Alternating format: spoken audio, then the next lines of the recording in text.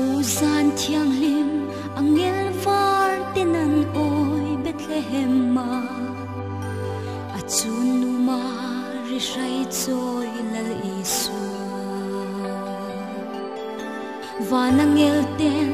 an choi moi nin thei lo van lal fa chu swal boy ta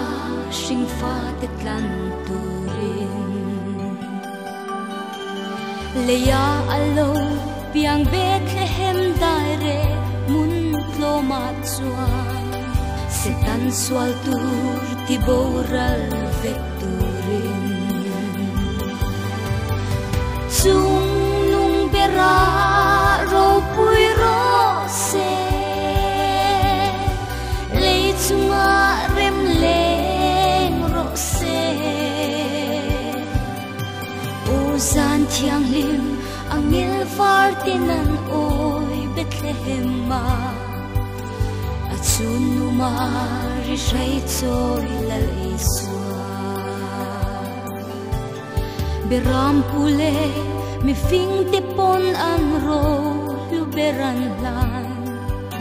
kanta na lal ber thar lo piang chu chi bai bukin lom na thil pe kan lan akma a chuan pathian thlamwan na in an lo khata chung nung bera ro pui ro se lei chunga rem leng ro se o zan thiang lim angel var tinan oi Bethlehem ma achun nu ma ri shai choi lal iswa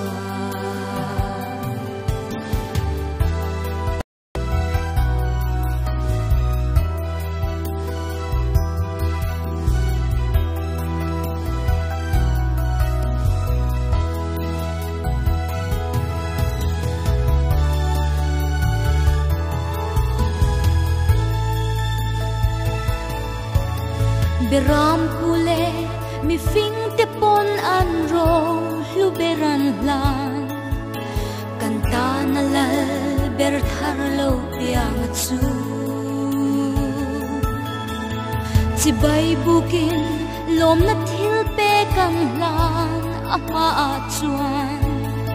pathian thlamwan na in an lo khata chung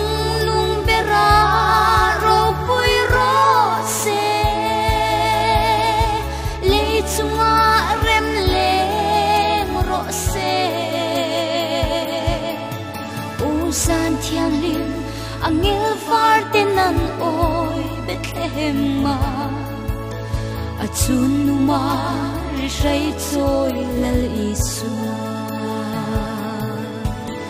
achun nu ma ri shai choi lal